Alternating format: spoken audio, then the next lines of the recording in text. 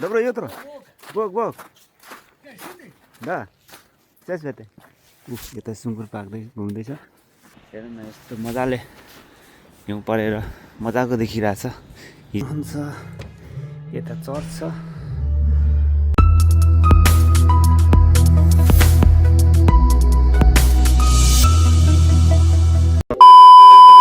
Good morning साथीहरू, good morning सबैजनालाई। Welcome back to my आज भनेको 7 होइन मेरो विकलीको लास्ट दिन हो। 7 डे होइन च्यालेन्ज थियो मेरो चाहिँ। 7 दिनसम्म चाहिँ मैले भिडियो बनाउँछु भनेर आफूलाई च्यालेन्ज गरेको थिएँ। आज चाहिँ डे 7मा देख्न सक्नुहुन्छ एकदमै राम्रो वेदर, हिउँ परेर एकदमै राम्रो स्वागत गरिसकेको छ। मर्निङ टाइम अहिले उठेर चाहिँ म यसो भ्यू हेर्नको लागि बाहिर निस्किसकेको छु। हिजोदेखि हिउँ परेको, रातभरि पऱ्यो, अहिले चाहिँ छैन। जस यो वर्षको फर्स्ट टाइम हो बेलैमा हिउँ परेको छ। नभए भने जनवरीतिर पर्थ्यो हिउँ होइन, डिसेम्बर लास्ट जनवरी त्यस्तोतिर पर्थ्यो। यसपालि चाहिँ नोभेम्बरतिरै परिसकेको छ हिउँ। म चाहिँ बिहानै उठेर अब मेरो चाहिँ ड्युटी जाने टाइम हुन्छ। आज हाम्रो त कम्पनीको छुट्टी हो। आज आइतबार डे 7 मेरो भिडियोको लास्ट डे। सबैजनाले मेरो भिडियोहरू हेरिराख्नु भयो होला होइन, साथ सपोर्ट दिइराख्नु भएको छ। अझै धेरै साथ सपोर्ट दिनु होला सकेसम्म होइन। अब सकेसम्म भन्दा नि कस्तो हुँदो रहेछ भने हामी बाहिरी काम गर्ने मान्छेहरूलाई कन्टेन्ट खासै नहुने रहेछ कि। मैले यो 7 दिन पनि धेरै मुस्किलले भिडियो बनाउनु सकेँ होइन, किनभने यो ड्युटी टाइम हुन्छ नि त। ड्युटी टाइममा अब ड्युटी गएको आएको त्यही मात्रै भिडियो अलिकति ठिक नहोला, तपाईँहरूलाई एउटै खालको हुन्छ नि त। बाहिर निस्किनुलाई ड्युटी टाइममा बाहिर निस्किने कुरा हुँदैन। अफ डेमा के चाहिँ कहाँ चाहिँ निस्किनु र होइन। देख्न सक्नुहुन्छ भ्यू। म चाहिँ माथि आइसकेको छु।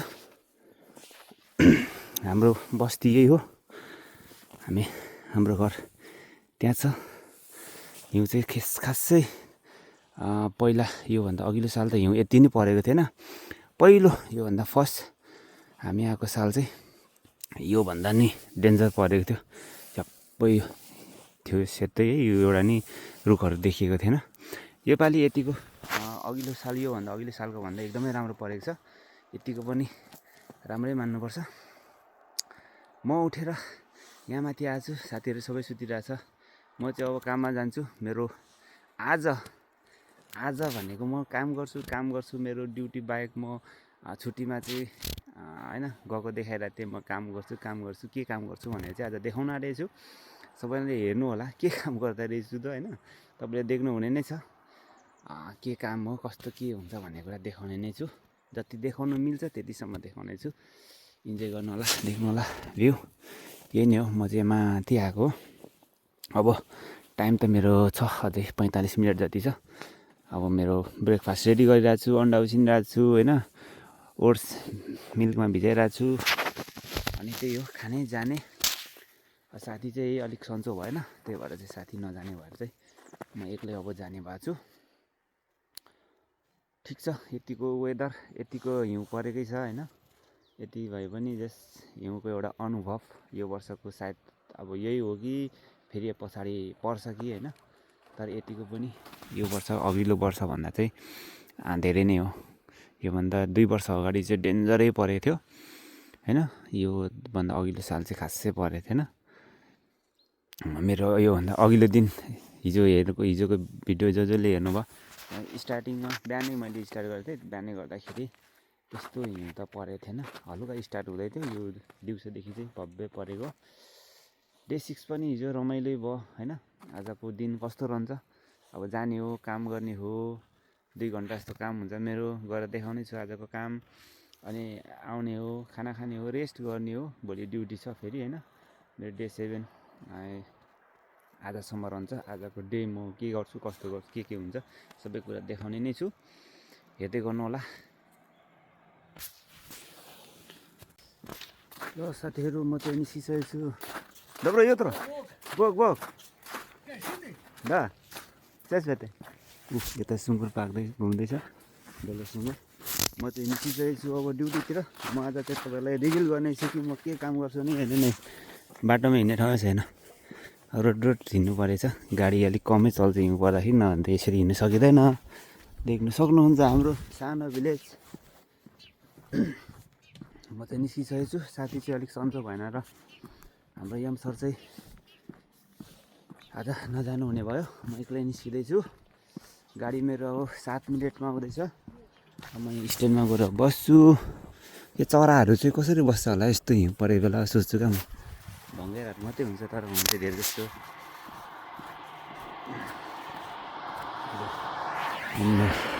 यस्तो छ जाँदैछु म चाहिँ अब स्ट्यान्डमा बस्छु एकछिन भिडियो र तपाईँलाई म गाडी आएपछि एकैचोटि देखाउने छु है त साथी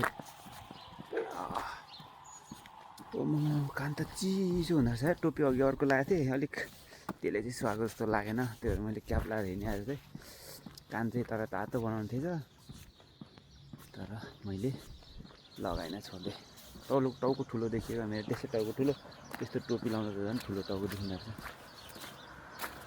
यहाँ त स्ट्यान्ड नि यो सबै हिउँ सोरेछ यो रोडभरि हिउँ थियो गाडीले रातभरि सोर्दा थियो अब स्ट्यान्डमा तर अहिले चाहिँ आनन्द हुने भयो किनभने पहिला त यस्तो थिएन नि त बस्नुलाई नुन जस्तो छैन यहाँनिर गाडी अब आउँछ मेरो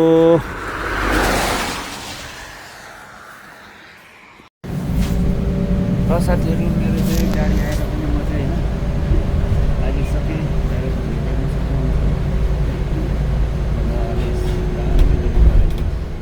सिटीहरू चाहिँ डाँडाबाट पनि सिटीहरू चाहिँ राम्रो देखिन्छ हिउँ पर्दाखेरि म चाहिँ अब लागिसकेँ मेरो गाडी आयो ठ्याक टाइममा आउँछ गाडी चाहिँ खुसी लाग्छ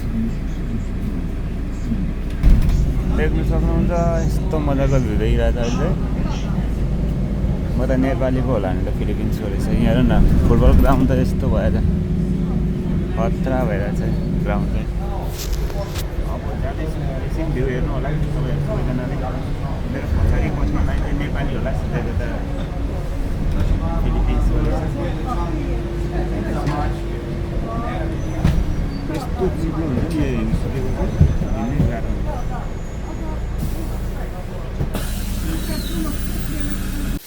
ल साथीहरू म चाहिँ आइसकेँ शेष बेते भन्ने ठाउँमा ओर्लिसकेको छु गाडीबाट भर्खरै अब यहाँ झन् चिसो रहेछ हाम्रोमा जति चाहिँ अलिक हिउँ परेन रहेछ यता तर चिसो त यहाँ चिसो रहेछ फेरि यहाँ खुल्ला छ नि त हाम्रो चाहिँ अलिकति डाँडा काँडा हावा छिलेर नि होला अलिक त्यस्तो चिसो हावा चल्दैन यहाँ चाहिँ चिसो भनेर छ कान अब यो ज्याकेटको चेन केलाएर राख्नु अलिक अस्पट हुन्छ त मलाई चाहिँ त्यो भएर लाग्छ छैन हेर्नु न यस्तो मजाले हिउँ परेर मजाको देखिरहेछ हिजो आउँदाखेरि सबै हरियो थिएँ आज पुरै सेतो भएको छ यो पनि बस हो यो चाहिँ टिकट काटेर चढ्नु पर्ने यो चाहिँ अलिक टाढा टाढाको यात्रा हुँदो रहेछ बसमा चाहिँ महँगो लिँदो रहेछ यो म अघि चढेर आएको बसमा चाहिँ फ्री जस्तै हो क्या टिकट हुन्छ 50-53 सेन्टको बोकी चाहिँ राख्ने हो इच्छा लाग्यो स्क्यान गर्ने नलागे नगर्ने हो क्या त्यो चाहिँ आफ्नो इच्छा हो लगभग म यहाँ कतिचोटि आइसकेँ कतिचोटि होइन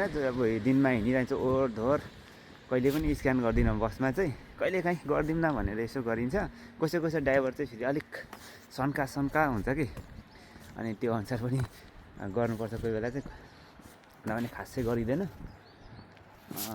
ट्रामहरूमा चाहिँ गर्नुपर्छ किनभने अलिकति बढी ट्राममा पनि खासै त गरिँदैन तर गर्नुपर्छ चेकिङ बढी हुन्छ नि त ट्राममा चाहिँ तर यताबाट चेकिङ गर्दै गरेको हुन्छ अर्कोपट्टिबाट मान्छे निस्किँदै गरेको हुन्छ लाग्दै गरेको हुन्छ यहाँकोहरू लोकलहरू पनि स्क्यान गर्दैन बुढाबुढीहरू चाहिँ प्रायः गरिरहन्छ उनीहरू चाहिँ कार्डै हुँदो रहेछ कार्डबाटै हुन्छ हाम्रो चाहिँ कार्डबाट हुँदैन डाइरेक्ट टिकटै किन्नुपर्छ त्यस्तो महँगो पर्दैन टिकट पनि तर यता त हिउँ बिलाइसकेछ घाम त लाग्दैन तर पनि चिसो छ यो हिउँ बिलाउनु त लाग्छ अझै हप्ता दिनै लाग्छ मजाले बिलाउनु त जाँदैछु म तपाईँलाई देखाउँछु अब म माथि काम साथीहरू तपाईँहरूलाई चाहिँ म देखाउँदैछु मेरो काम गर्ने ठाउँ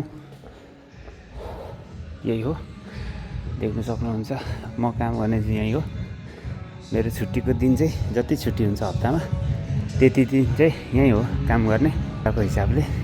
तर म महिनामा मात्रै पे गर्छु, मलाई दिँदैन, म चाहिँ दिन्छु। यहाँ चाहिँ यही हो, देख्नु होला। म चाहिँ यहीँ हो काम गर्ने, देखिहाल्नु होला आज रिभिल। म त्यही भएर खासै मान्छे अहिले छैन, मान्छेहरू एकछिनमा आउँछ। यहाँको भ्यू देख्नु सक्नुहुन्छ। यता चर्च छ, गर्नुपर्छ वर्कआउट। मेरो काम अब स्टार्ट हुन्छ। काम गर्दैछ, देखिहाल्नु भयो। मेरो स्टार्ट हुन्छ है त साथीहरू। ओके, सी यू सुन साथीहरू।